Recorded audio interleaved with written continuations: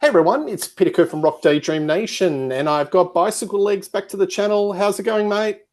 Yeah, not too bad, not too bad. Looking forward to this topic, I've got to say. Well, we're having a little bit of a album battle. The Saints, I'm Stranded versus Radio Birdman, Radios Appear. So these are two very iconic Australian albums, punk albums of the mid to late 70s. And we're going to talk songs, performances, musical impact, and then pick our preference with 2024 ears. So I think we'll start proceedings off with The Saints and I'm Stranded. So I'll throw it to you, my first question. What was your first encounter with The Saints?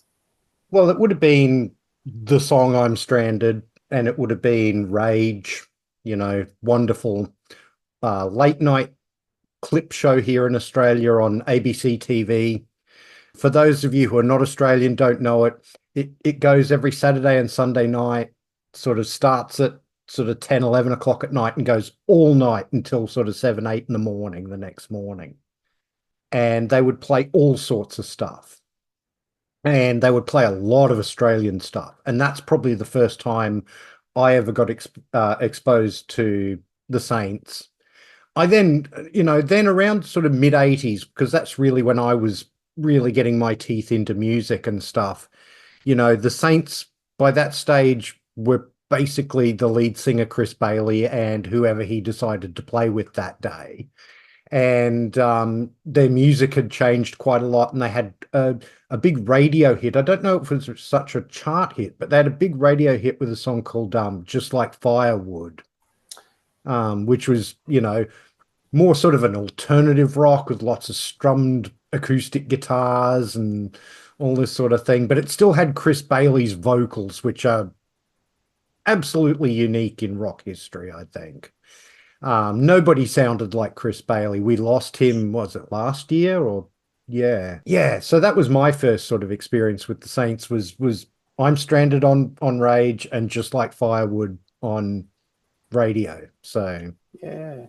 Well, my encounter with the band was slightly different. I don't think I heard Stranded as my first song. It was actually Ghost Ships. And I think it might have been played on a TV show called Donny Sutherland Sounds. Gee, the 80s were a fertile period of Australian TV with music shows. There were so many great shows. But just seeing that, and I really enjoyed that single. I actually have the single. And I was more familiar with the Chris Bailey of the 80s when it was really him as a solo artist. I would describe it very lyrical, very folksy.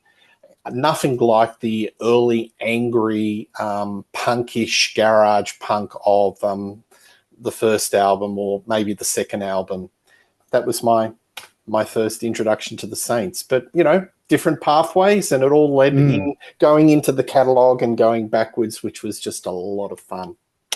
All right, so let's roll up the sleeves and tuck in to this album.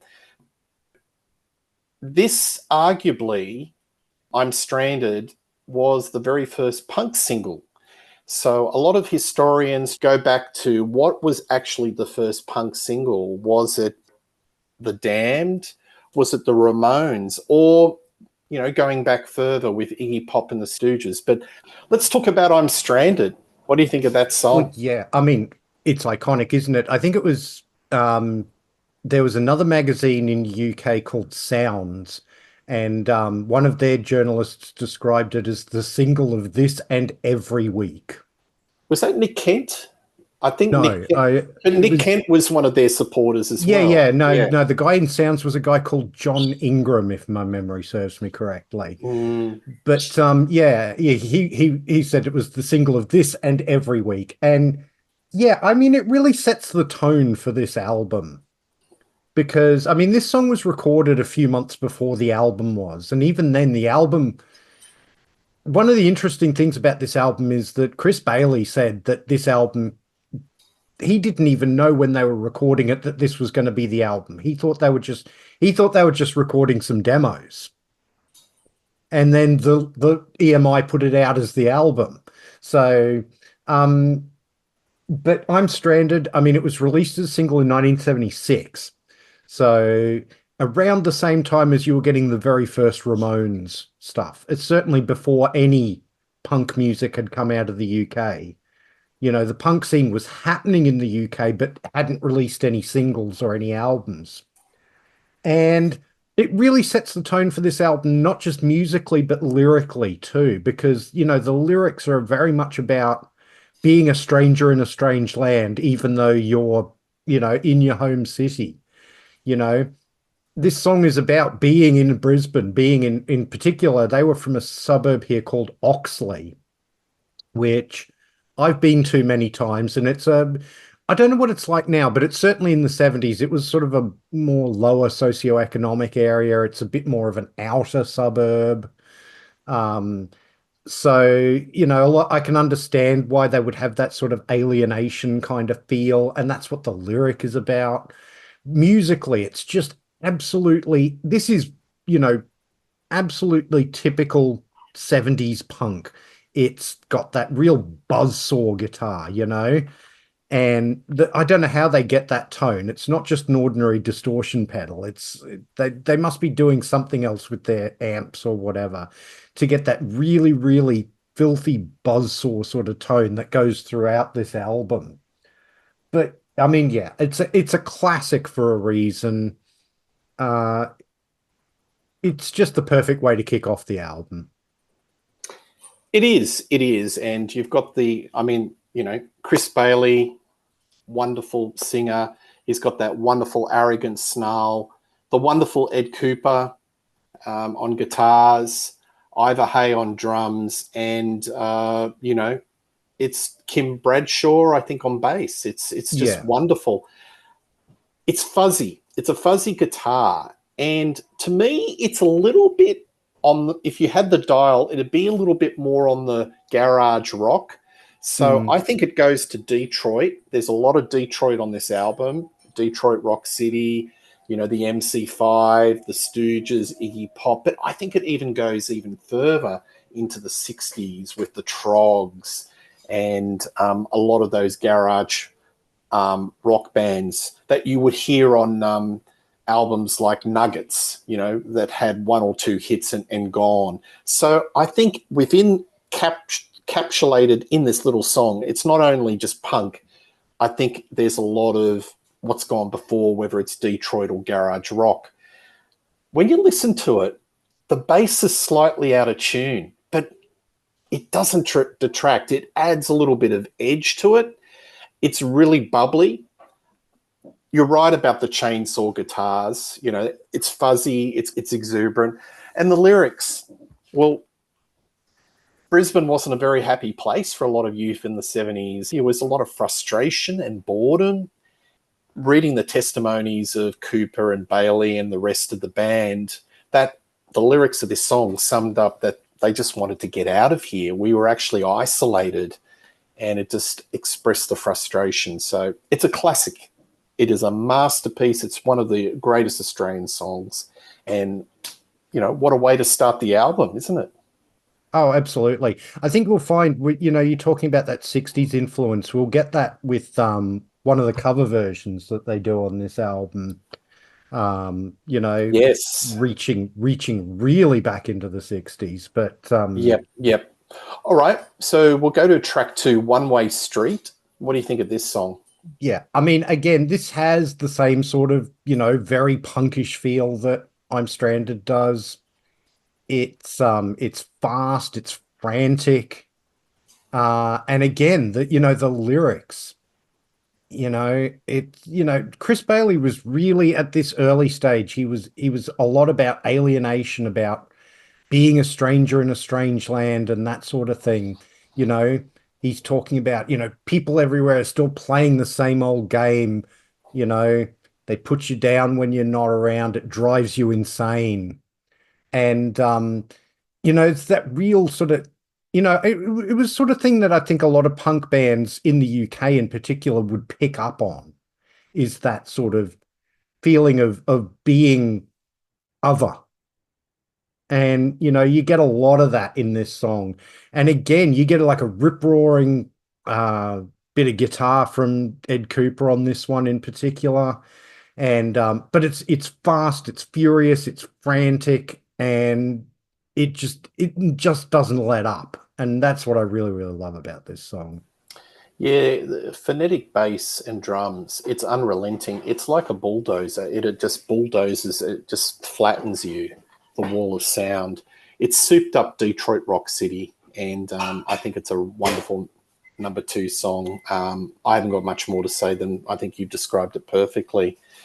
All right, the next one is a cover of a Missing Link song called Wild About You. Now, the Missing Links were a Kiwi band, and it was fronted by a guy called Andy Anderson, who may be known to a lot of folk in Australia as being a bit of an actor. I think he was on shows such as The Sullivans, Water Rats, etc., etc. What do you think about this song? It's a great cover version, and this is kind of what I was talking about, of them getting into this 60s garage rock, because that's very much what the Missing Links were about. They were very much a garage rock band like the Trogs or something like that, from America.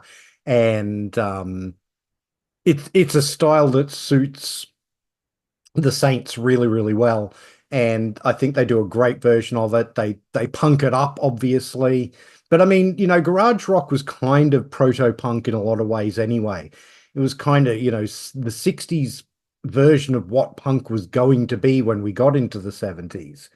And a band like the Missing Links were very much like that. And, the lyrics are, about sort of, romantic mischief and all that sort of thing. But musically, it's very much about, again, sort of hard-edged, grinding sort of music. And it's very fast-paced and frenetic and doesn't let go. And it's a great choice for I mean, there are 2 cover versions on this song, on this album, and we'll talk about the one that's on side 2 when we get to it, because I think that's a curious choice. But yeah, this one's a perfect fit for the Saints, I think. I love the original. I think the original is really, really good, but this adds another dimension. It's rough, it's edgy, it's inspired. It's 2 minutes and 35 seconds of mayhem. Bicyclelegs, do you think it's the fuzz guitar that gets them rooted a little bit in garage rock? Because I think that, the punk in this band is a lot of the vocals of Chris Bailey, the sort of, the inflections, the way he's singing, the arrogance. And I say that in a positive way. Whereas a lot of the fuzz, that roots it in, the garage rock sonically. Well, yeah, but I think I don't know. I'm starting to think maybe you and I are going to have a little bit of a disagreement on this, because I find when we get to Radio Birdman, I find them much more sort of rooted in that sort of garage rock 60s kind of feel. But we'll get to that when we talk about them. And I wouldn't disagree with you. Yeah. Because I'm thinking Australian punk is different. Because I know, sorry, I'm going a little bit off track here, but with the Saints, when they went over to England, they had a wall of publicity behind I'm Stranded. After a while, it felt that they were kind of like a square peg in a round hole, because a lot of the punks around them had the garb on, different sort of attitude. Culturally, it was much different. And their punk sonically was a little bit more harder edge. I don't know if that's the word to describe it, but was very much not as rooted in garage rock as the Saints. So, and that's why they came back to Australia. They just didn't quite fit in, but they had a wall of support. People were praising them, and even to this day, a lot of their the first wave of punk rockers cited the Saints as being the inspiration. But you look at them; they don't look punk. They just look like youth of today, a little bit scruffy, a bit of attitude. You can tell in that film clip for I'm Stranded, but they're nowhere near the punks with the safety pins, the Sid Vicious, the levers of Sid, Dave Vanian. Look at Chris Bailey on that cover. He's wearing a suit jacket. Yep. So, I mean, they definitely had that problem when they went to the UK. EMI were trying to get them to fit like not so much musically. I think they fit quite well musically into the UK punk scene. But looks-wise, image-wise, they absolutely did not, and they refused point blank to make any changes in that regard. But I don't know. I still find them very sort of. I think there's. I agree with what you're saying, but I think they're definitely more punky in that UK style than certainly Birdman are when we get to talk about Yeah, yeah. Birdman. I'll straight off the bat, I won't.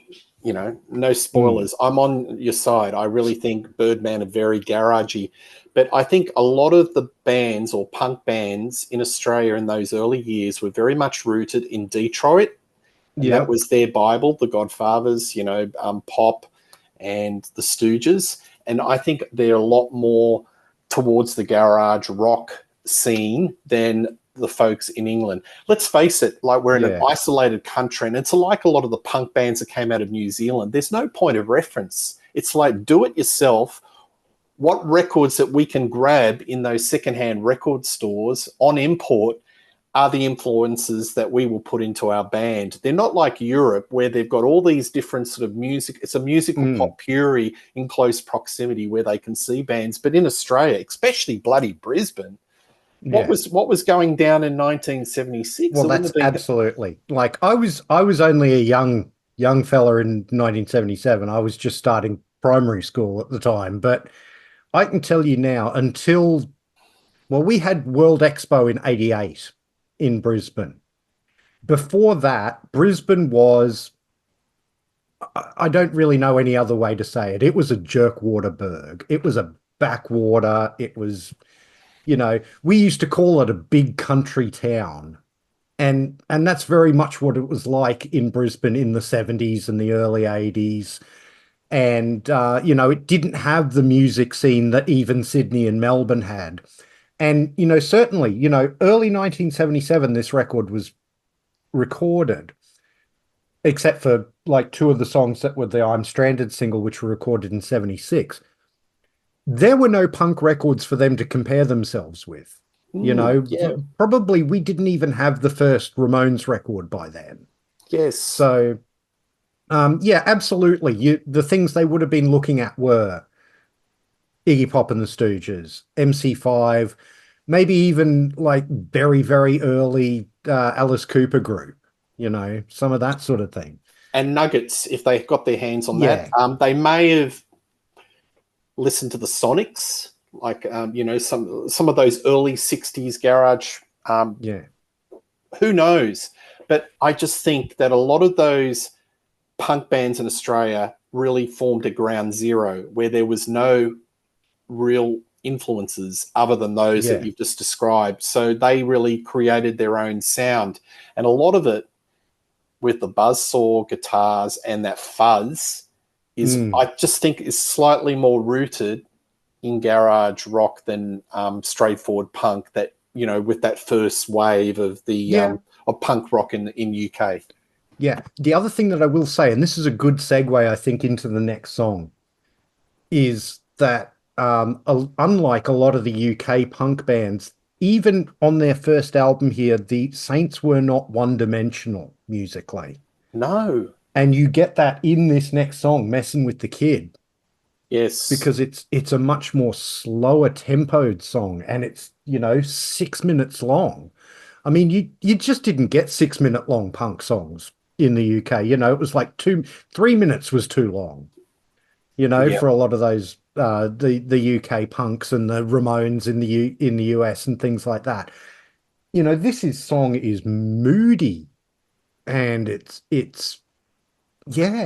again, the lyrics messing with the kid. It's about being an outsider and all that sort of thing. But musically, I find this astonishing, considering that this is from an early 1977 record for a band that were pushed very much into that punk sphere.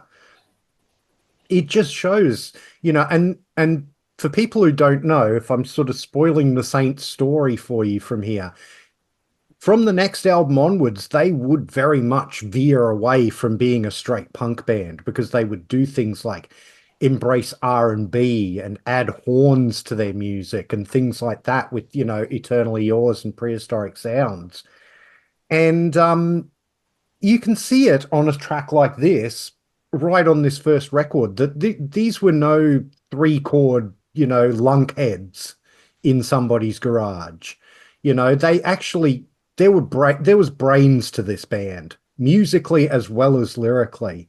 And you could see it right from the very first album on a track like Messing with the Kid. Well, it's a nice time capsule of what was happening in 1976, 77, what it's like to be young in a dead-end city with no future.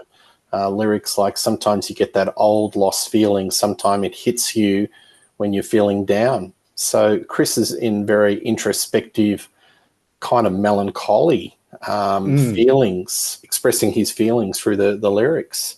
So it's a perfect time capsule. Yeah, their palette is broad. It's not just rockers bulldozing straight, four on the floor. Yeah. They've got a little bit of texture to their palette. Yeah, so absolutely, it's a great song. This next one's an interesting one too. Erotic Neurotic. Yes. What do you think of this one? Well, this was the second single in the UK after I'm Stranded, which is an interesting choice for a single. This is probably the one song where I think Chris Bailey's angst is, directed in the sort of romantic feelings, or the, trying to get a girl and all that sort of thing. Whereas a lot of the, lyrics on the rest of this album are about alienation and angst and that sort of thing. This one is about that, but it's directed towards, sort of trying to get a lady and that sort of thing. And it's a different lyric from anything else on the album. I mean, musically, again, I really love it. It's up tempo, it's energetic. I think musically it was a good single. It was a good choice for a single. But yeah, it's a kind of a unique lyric for this album anyway, in being a sort of straight, sort of, although angsty kind of love lyric, as it were. Yeah, look, it's sped up chainsaw punk rock. There's a lot of Detroit in it. Bailey sings with a snarl, and I think it's a cousin to I'm Stranded. So, if they wanted to have magic in the bottle again, I can understand why the record company went into the well and picked this as the second single. So, hey, just very quickly, I'm Stranded, the album. This album should never be out of print. And it's a bit of a disgrace that a lot of versions of this album are worth mint on the record collecting front, because I don't think it's been repressed that often. So there's a lot of, other artists that have had repress. And for such an influential album, I think it's really criminal that this album is, it comes and goes. Yeah. And it can be hard to get. I believe there is about to be a 4 LP deluxe edition that's coming out later this month. Yes, it was supposed to come out this year. I put my name down and nothing. It got pushed back. So I don't know what's happening on that front. But for such an iconic album, come on, EMI. And I assume it's still EMI. I've got the rights. This This album should never go out of print. It should be repressed every year because, I think it's got a broad appeal. Yeah, well, it would either be Warner's or Universal these days, because EMI got sold off and split up between the two of them. But one of them needs to get their finger out and get this back in print. And I would say, not just with a 4 LP deluxe edition is all nice and good for those of us who can afford it, but there should be a decently priced 1 LP version, just a straight repress, so that people can own this album, because it's hard to get even on CD. Oh, 100%. And folks, just to let you know, the scarcity, I saw a Harvest label, because this was on the Harvest label in the UK, in pretty good condition at a record store in Sydney, and it was going for $1,000. Oof. Seriously, it's Uh, that. Yeah. Look, mine is an original 1977 French pressing on EMI. It cost me just over 100, I think, which I think was a pretty good price, all things A very good considered. investment, very canny. Yeah. Yeah, well done. So There you go. Anyway, back onto the music. No Time. No Time starts off side two. It was the B side of the I'm Stranded single. And yeah, I mean it's again, tough and dirty and hard and fast. And it's, this has a very punk uh message in the lyric. I've got no time for messing around, so come on now. um you consider me to make your stand. You can't take your little lover by your hand. You can run around, jump up and down, but you don't get me. I won't be your clown. This is real. I'm not taking your bullshit kind of messaging from Chris Bailey in the lyrics here. And the music matches that lyric. It's angry and it's snarling, and yeah, it's a Yeah. great way to kick off side two. Well, I put Canned Heat meets MC5 and Iggy Pop. I couldn't get in my head that it's got a bit of a Canned Heat feel to it. I don't know. Maybe they picked up a riff, but I think the secret weapon in this band is Kim Bradshaw. Mm. His bass lines are just bubble along, and they really propel the songs. I think he's one of the finest bass players in a lot of those bands in the late 70s. He's right up there. I think he's the secret weapon. Yeah, and the funny thing is, he would leave the band after this album. They would get Algie Ward, who would end up playing with The Damned and a bunch of other people. Yes. But yeah, this is the only album that Kim Bradshaw played bass with the Saints on, and I think he just couldn't really. I think it was one of those things where he just wasn't enjoying being part of like a successful band. Some people, they get a taste of fame and they just don't like it. And I think that was what it was with Kim. And he just decided to kind of withdraw. So, but it'd be wonderful just to listen to isolated bass lines on this album. It's sublime. Great song. It's souped up blues. It's killer. It's just power. And I think I love the track listing on this album, by the way. I think everything is in the right place. Oh, it's sequenced perfectly. It's punchy. And we go into a off left field sort of cover. We do an Elvis cover. Yeah, Kissing Cousins, from one of Elvis's. I don't know how you feel about Elvis movies, but I always thought they were a little dire, a lot of them. But who didn't watch Elvis on a Sunday afternoon? That was like I used to watch them, but they were they were in the a lot of them were in that sort of ballpark of so bad they're awesome. But yes. And Steve Schnee's going to hate me, but I'm not the biggest Elvis fan. I like 50s Elvis, but once he started making movies and doing mostly movie soundtracks, I wasn't a huge Elvis fan with those, 60s soundtrack albums that he did. But they do a wonderful version of this song. They really sort of tear it up and have fun with it. Tongue in cheek, isn't it? Yeah, absolutely, which a lot of this album isn't. Lyrically, a lot of this album's very serious. And, this is kind of an opportunity for the band to let their hair down and have some fun. And they really, go to town with it, and it's great. It's a bit of a palate cleanser after what we've had so far, just to just have a bit of a joyous, hootenanny. Yes. And you know what? Why didn't they release this as the follow-up to I'm Stranded? I reckon because it's got a nice little pop sensibility. I mean, we're talking about everything else, but it's kind of pop. I think you could imagine it being played on the radio. It's in the ballpark. Yeah, and I wouldn't be surprised if the band would have been, if the EMI had suggested it as a single, the band would have put their foot down and said no. Yeah, because it's why, just well, why put it on the album? You can't have your foot on both camps, Yeah, I know. I don't get that anyway.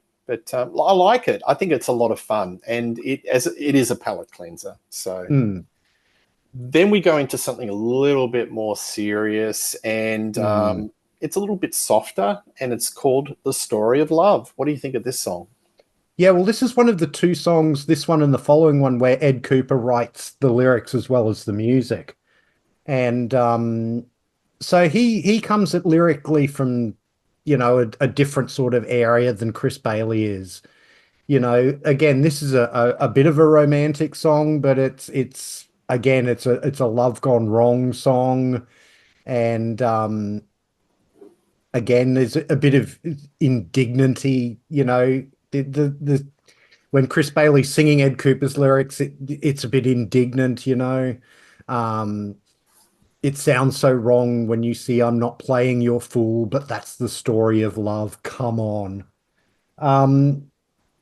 It's, I really, really like it. Again, a little bit different, something a little different on the album, which it just goes to show, as I was saying earlier when we were talking about Messing with the Kid, that this band is not one-dimensional like, a lot of punk bands get accused of being.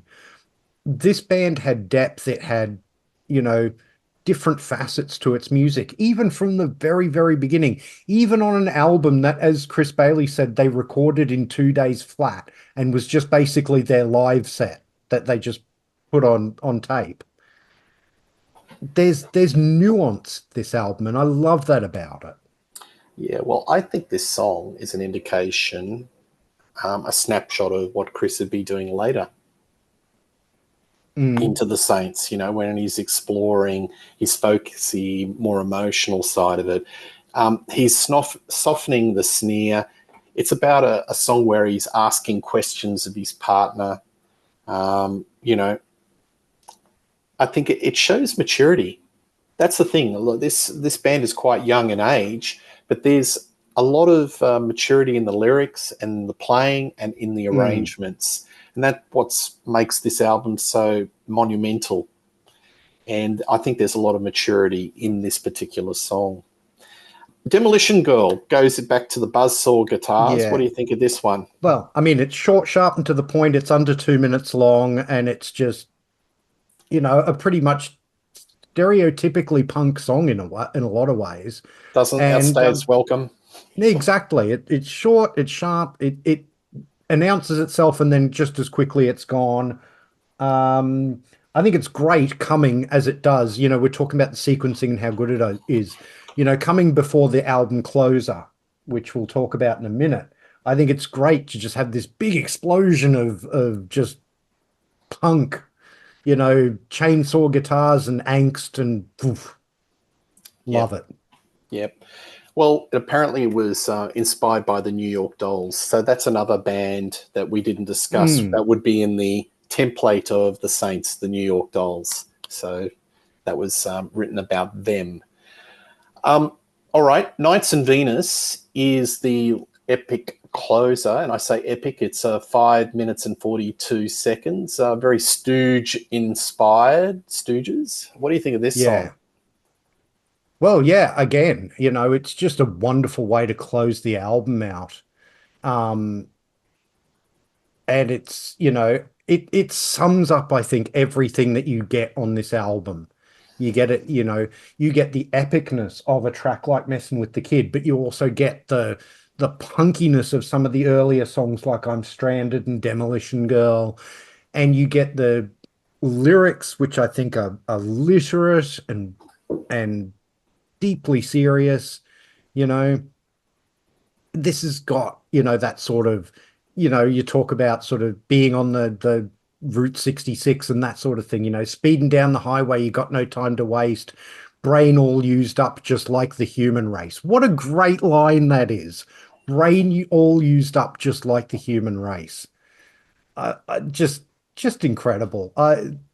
You listen to this band and you think, they, these sort of lunkheads, they're, thrashing guitars and barked lyrics and all this sort of thing. But you read these lyrics and you listen to them and there's just so much going on. It's just really, really wonderful.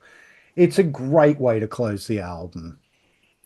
I think it's kind of primal. Like Bailey, Mm, in his singing, he does these howls and screams, and it's kind of primal therapy. He's really letting it loose for the finale.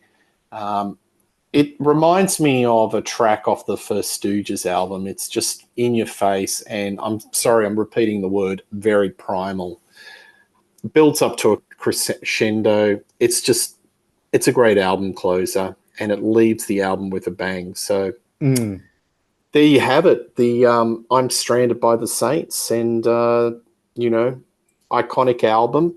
I'd have to say that the album was probably more influential at the time overseas than it was in Australia. Because Yeah. I think I get the feel that the Saints were one of those acts that there's a litany of many Australian acts that had to go out overseas to get recognition and then come back and to get some recognition. You know what I Yeah. mean? And perhaps arguably a lot of the solo artists like Ed Cooper solo and Chris Bailey later in the Saints were, much more well known than the actual Saints and this album at that particular time. Yeah. But anyway, all right. So we go to the next album, which came out in 1977, and this is another highly influential album. Radio Birdman, Radios Appear. So this comprises the lineup of Rob Younger on vocals, Dennis Tech on guitar, Chris Masiewicz on guitar, Warwick Gilbert on bass, Ron Keeley on drums, and the wonderful Pip Hoyle on keys. So what was your first encounter with Radio Birdman before we get into the songs? Probably in the mid 80s, or even maybe late 80s, my younger sister was getting into a lot of heavy music, sort of heavy, like metal music, but also a lot of punk music and garage music and that sort of thing. And I got introduced to a lot of that more harder edge music through her. And the first song I heard is one we're probably going to mention in passing, but actually isn't on the Australian version of this album, which is a song called Aloha Steve and Dano, which is, lyrically makes references to Hawaii Five-O, the TV series. And so that was probably the first Radio Birdman song I ever heard. But yeah, I mean, we have to talk about the fact that there are two versions of this album, but yeah. Yeah, well, we're going to cover the Australian version, but Yes. My encounter with Radio Birdman was going into the gig scene in the mid-'80s onwards, and a lot of the bands that I followed directly seemed to be influenced by this band. The bands I used to see, the Screaming Tribesmen, the New Christ, the Trilobites, you can even put lineage to bands like Midnight Oil, seemed to be very influenced by Radio Birdman. There was a lot of mystique about this band. You'd see a lot of folk wearing T-shirts with the Radio Birdman symbol on back patches. It was sort of like almost a cult. By the way, Radio Birdman was, I think, a lyric out of a Blue Oyster Cult song, and it was called Dominance and Submission. So one mysterious band into another mysterious band. But there was a lot of mystique about this band. The flame flickered quite brightly for a couple of years, and then they were gone. And a lot of the different sort of members in this band went into different sort of Detroit rock band, guitar-driven pub rock bands in Australia. One other band, Hoodoo Gurus, of course, we've got to mention them. They were definitely influenced by Radio Birdman. Okay, so let's get stuck into it. So this album starts off with a cracker, and it starts off with a cover. A Stooges cover, TVI. What do you think of this song? It's a great cover, isn't it? And it's a great way to announce yourself, I think, I mean, maybe the only minor criticism I might have is that maybe they shouldn't have led the album off with a cover, but I mean, it's a cracker of a cover, though. I think it's when you're doing the first song on your first album, it's kind of nice to do an original, I think. That's the only thing I'm saying. We are Contrarians, and Yes, they're doing the opposite to what you would think. But it's punchy, isn't it? I mean, it is. and to the public, if they're, I mean, a lot of folk may not know it's a cover and just, Yeah. it's Radio Birdman. And I mean, right from the get-go, we get a couple of differences too between these two bands. One of the things I wanted to say before we get really into it is I definitely think that Radio Birdman were more influential on the Australian music scene than the Saints were, whereas the Yes. Saints were much more influential on like the UK scene than Birdman were, you know? Yeah, I agree. But I think over time, that Radio Birdman had definitely their influence in, especially in Europe and some parts of America, probably took a lot longer, but may have had more staying power than the Yeah. Saints. Yeah, well, that's So, possible too. especially when Radio Birdman got back together, I think in the early 2000s. Yeah. Little Steven does a garage rock show. I think it's on Sirius. And Radio Birdman are one of his favourite garage rock bands. And I can tell you, he used to play a lot of their stuff. And that sort of had a second wind of people, sort of Yeah. grooving on them. I was really talking about at the time, I at agree the with you. time of those, at the time these albums came out. 100%. This album was very influential on Australian music, whereas this album in the late 70s was very influential on UK music. So, and you talk about Midnight Oil. I was listening to both of these albums again this afternoon, just like a last minute refresher before we did the show. And listening to Radios Appear, one of the first things I thought was, this sounds like really early Midnight Oil, like I can hear early Midnight Oil in this, especially that first album of theirs.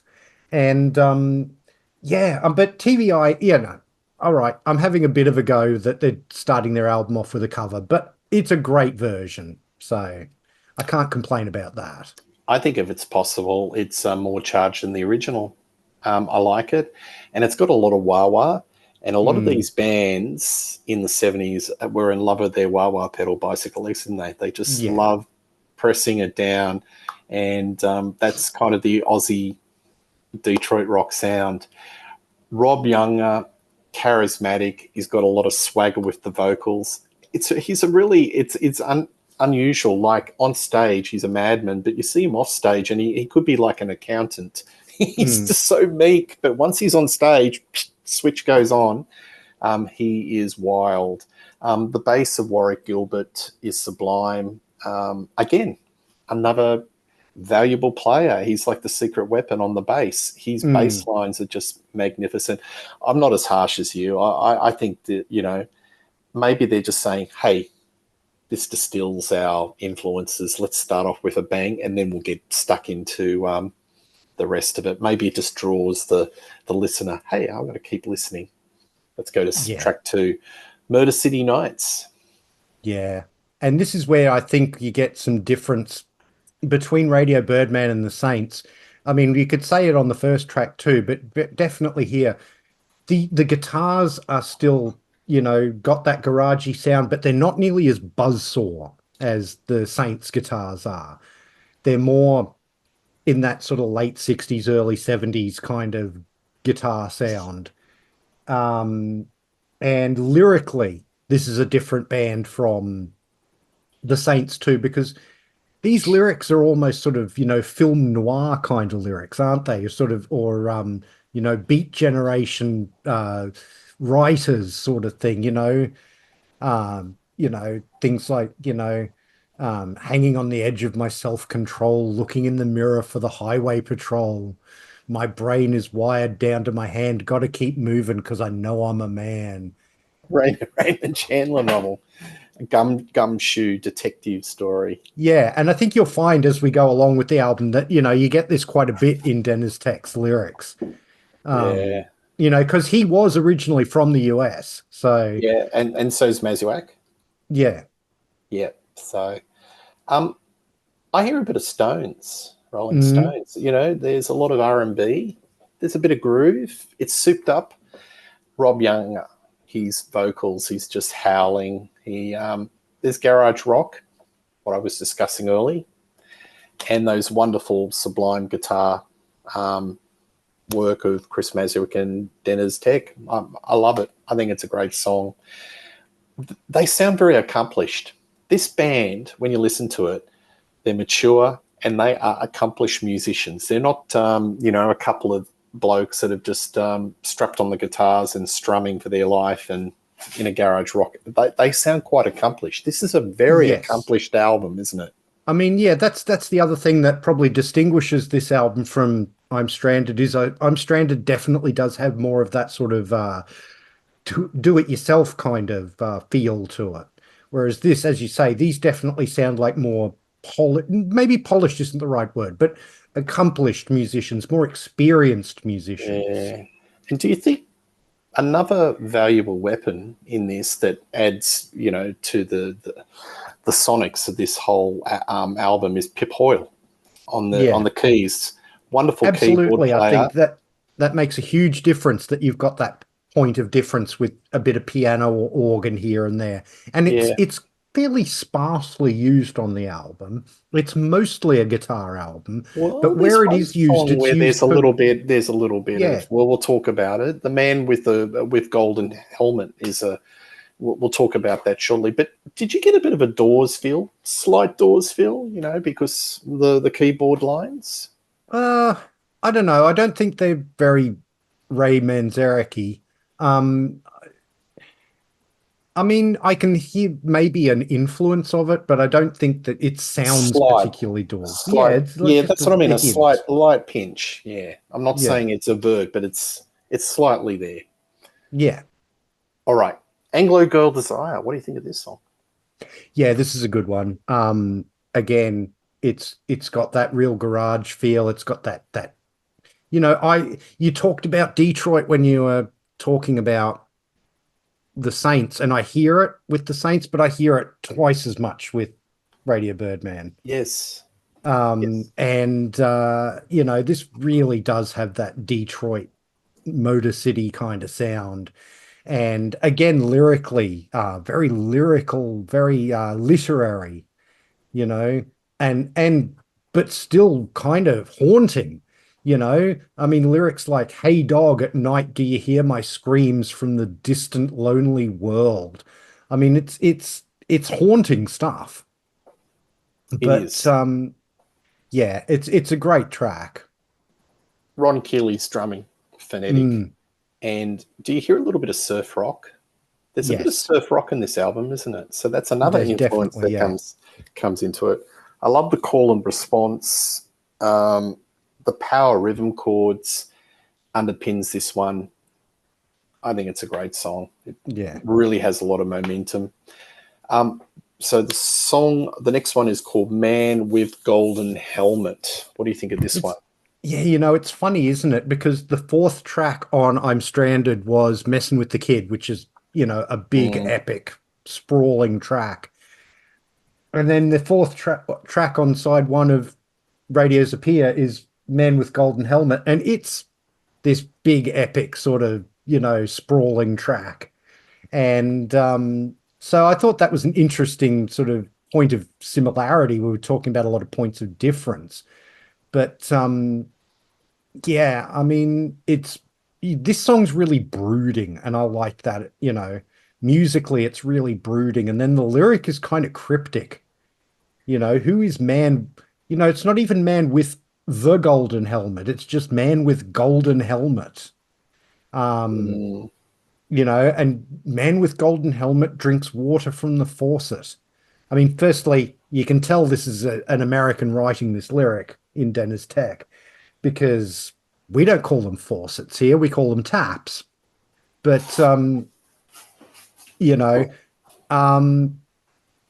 but what does that mean? I've never understood, what is man with golden helmet drinks water from the faucet? I find it an intriguing image, but I don't know what to make of it. Maybe it's a political metaphor, but it's the music in this song. I gravitate to Pip, and the playing of the piano. The piano lines are so Yeah. sublime, and it becomes free form and it becomes jazzy. And there's all these little, chromatic runs. It's very loose, and I love it. I think it's really good. This is a really accomplished band. It's got a groove. There's a groove in the verse that leans into something that's quite heavy. Yeah, there's momentum in this between the bridge and the verse of the song. So very accomplished, great track. Yeah. Then we've got Descent into the Maelstrom. This Yeah. is a bit of a Fast and Furious one, isn't it? Well, absolutely. I mean, as the title suggests, descent into the maelstrom is, the idea, and musically, it really sort of takes that and goes with it. It's really one of the most frenetic pieces on the album. This album overall is less frenetic, less, than I'm Stranded is. It's more measured, if you like. This song, not so much. This one, they're really taking it to the edge and getting as frantic as they can get, and just tearing it up, and the lyric sort of goes with that. Life's getting thin, my brain was screaming, my mind said no, my mouth was bleeding. So you're getting that sort of frenetic idea in the lyric as well. So again, what a great way to close out side one of a record. It's just, Yep. And I think because you've got extra players in this album, extra musos, you've got that extra texture, especially on the rhythm side, because I think the rhythm guitar in this album is very strong, and it goes into that sort of souped up R&B sort of sound. The rhythm guitar drives this one. It's wrapped around a very simple riff, and then it becomes sort of a mantra and becomes more furious as the song goes along. So, outstanding song. All right, then we have Monday Morning Gunk. I mean, haven't we all felt that one, Monday Morning Gunk? But, again, a really, really good song musically. It's, a little more measured. It's not quite as frantic as, some of the other, it's definitely not as frantic as Descent into the Maelstrom.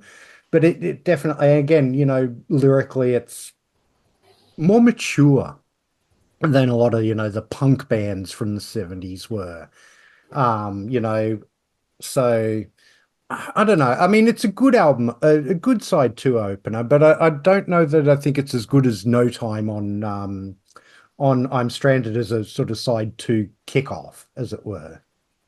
Yeah, I think it's souped up boogie. So that's another element that they've got with a bit of punk attitude.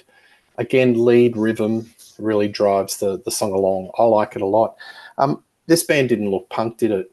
So they wore this sort of kind of a uniform, and which is kind of, it was a very interesting statement that they were making with wearing these particular sort of uniform, because it made them look like kind of a cult. And I think that definitely added to the mystique of the band, that sort of transcended, into the various cross-generational of other bands that cited them as an influence. But you can't say in any shape or form that they look like punk. They were sort of much more rooted, I guess, in the, looking probably like the early 70s, like your MC5s and Iggy, wouldn't you say?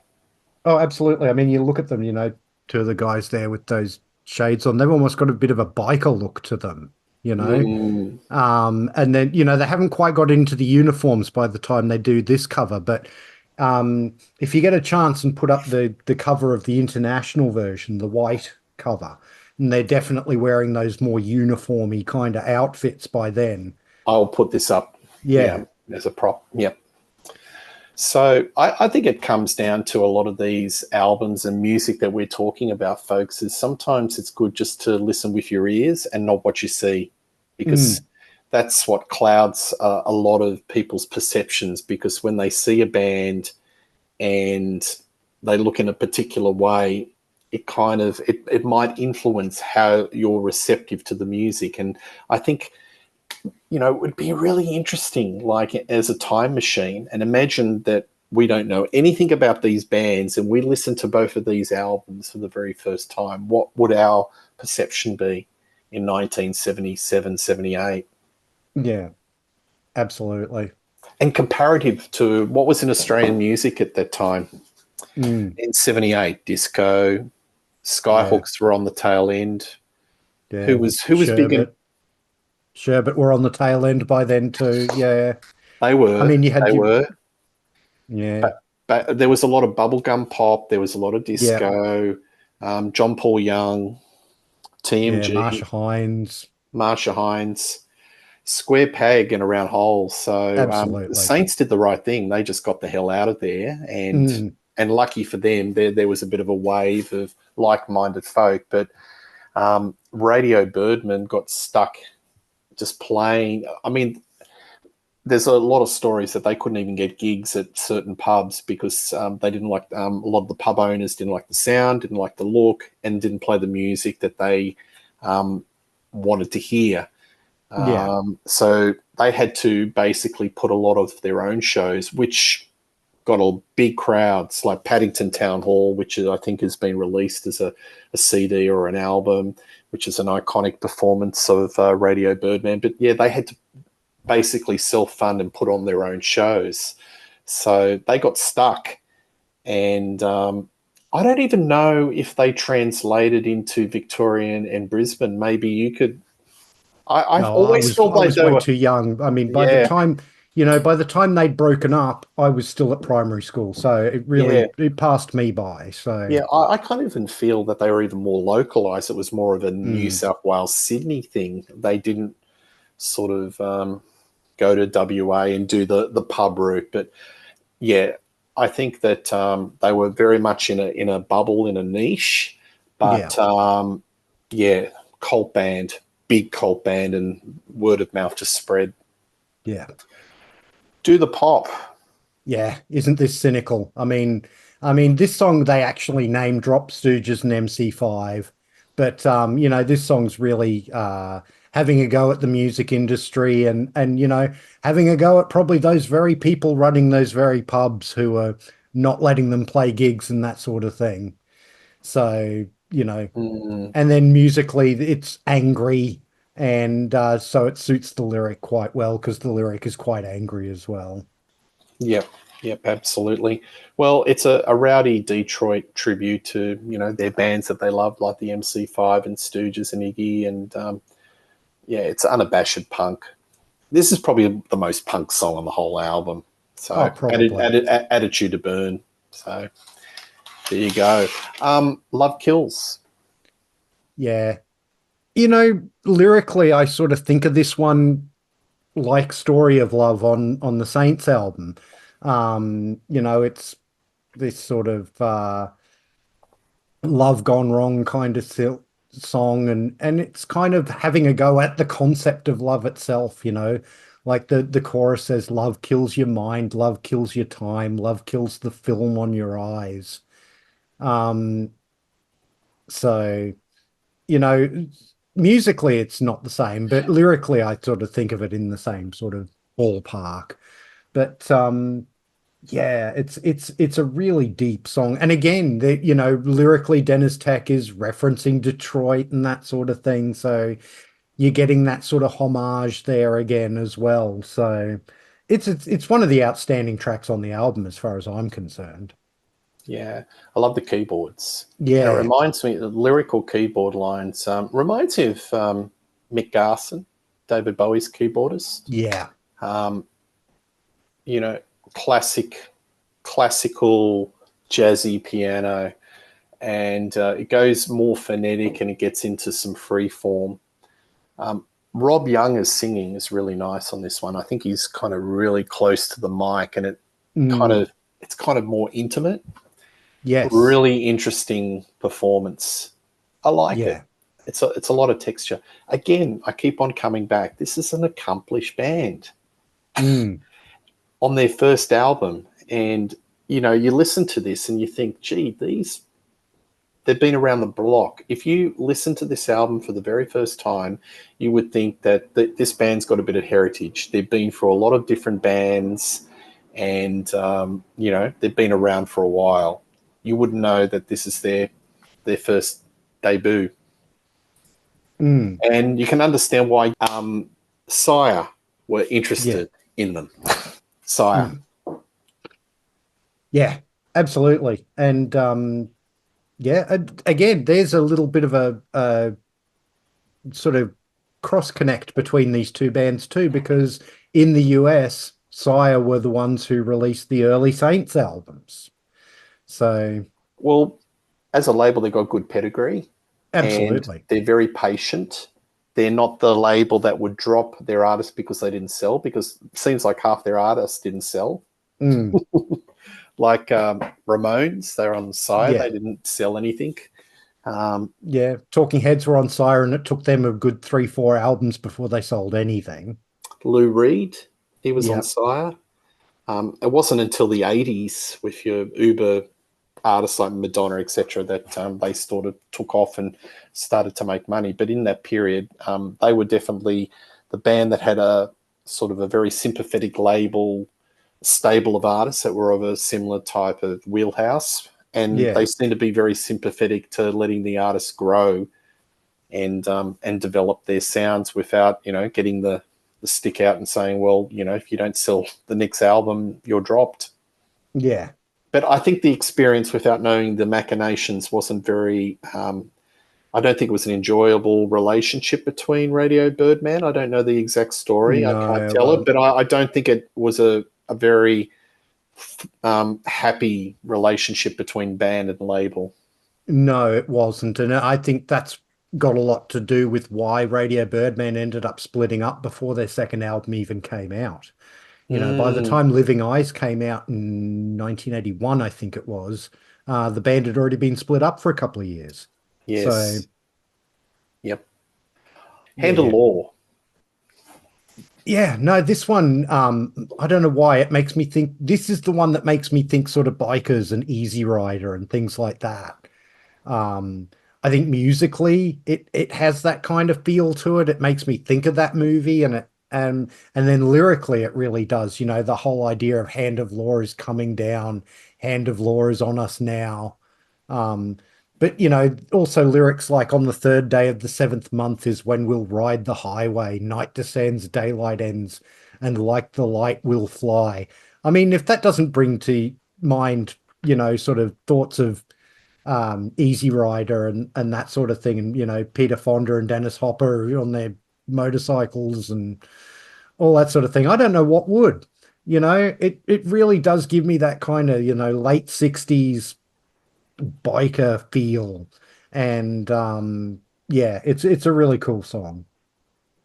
Yeah, I think surf rock, there's got a Dick Dale guitar parts, also a bit of a feel with the Stooges. I love that drumming. It's got that hi-hat snare combo all the way through, holding it down against the speed riff. So it's a great second last song on the album. So again, this is an album that the Australian version that is perfectly sequenced. Yeah. New Race. What do you think? New Race. Great album closer. It's energetic, and it's, really, it's got a lot of great energy to it, which I think is really, really good. It really has a lot of momentum to it. The lyric is so interesting. There's going to be a new race. Kids are going to start it up. We're all going to mutate. This is like before Devo were a thing. They're talking about mutations and stuff. Kids are saying, yeah, hup. It's really punchy, and just a great way to close out the album, much like the end of the Saints album. They really sequenced this album perfectly too. Yeah, look, I think it's one of their best songs, and it's iconic, and it really sums up the whole mystique about this band. So fuzzy, sped up guitar chords. It's kind of really stripped back. It's in your face. It's primal. and you're going to that wonderful hi-hat snare phonetic drumming. It's adrenalized. And I also love the gang choruses. You know, they've got it's that kind of brotherhood. Perfect way to end the album. Yeah. So there you have it. So in summary, this album didn't sell anything. I think it may have troubled the lower reaches of the chart. Very much a word-of-mouth band, very much a cult band, but definitely their reputation and influence was immense in so many Australian acts, over cross-generational, and over time influenced a lot of other bands overseas.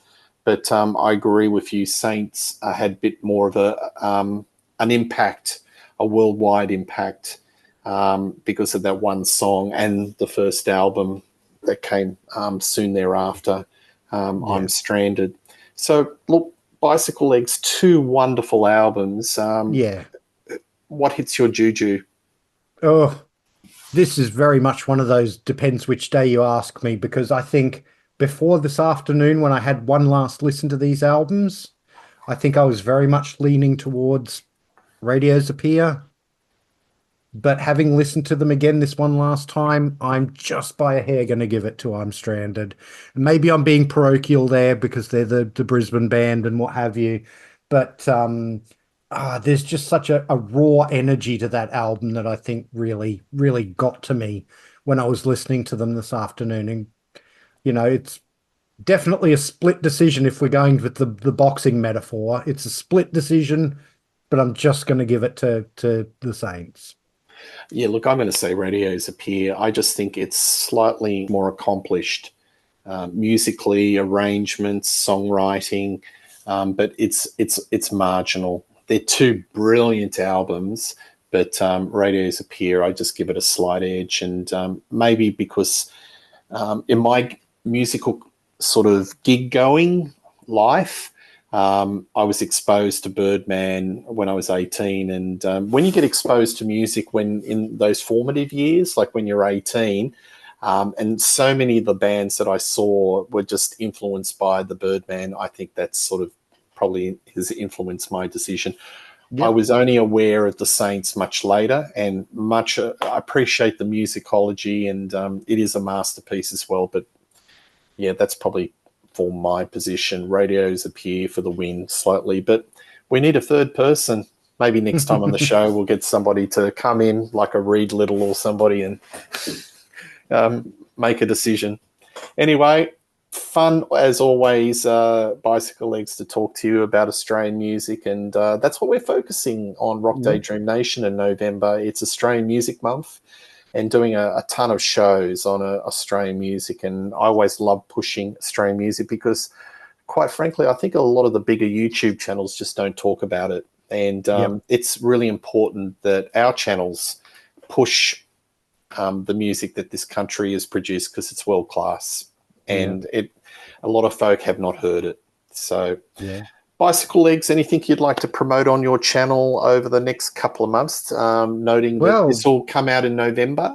Yeah, no, important to know that next week you and I will be filming a show for my channel where we will be talking about a completely different kind of Australian musical artist when we talk about Whispering Jack by John Farnham. Right. So that's going to be a completely different headspace for us to both be in. We will leave it at there. We're not telling you about the concept, but it'll be sprung on you. But that'll be a Bobby Dazzler. I'm looking forward to talking about that. Please like and subscribe to Bicyclelegs. I will put the web address below. Please support his channel. It's wonderful. Please like and subscribe to Rock Daydream Nation. As I said, I support Australian music, but I cover all sorts of musical genres. And coming up to the 3rd-year anniversary, it just seems like yesterday I started this channel, but I'm still going strong. Your likes and subscribes build this community, and onwards and upwards. And one thing's for sure, you will see me and Bicyclelegs doing many more shows in 24 and 25. See you later, and all the best. Bye. Cheers.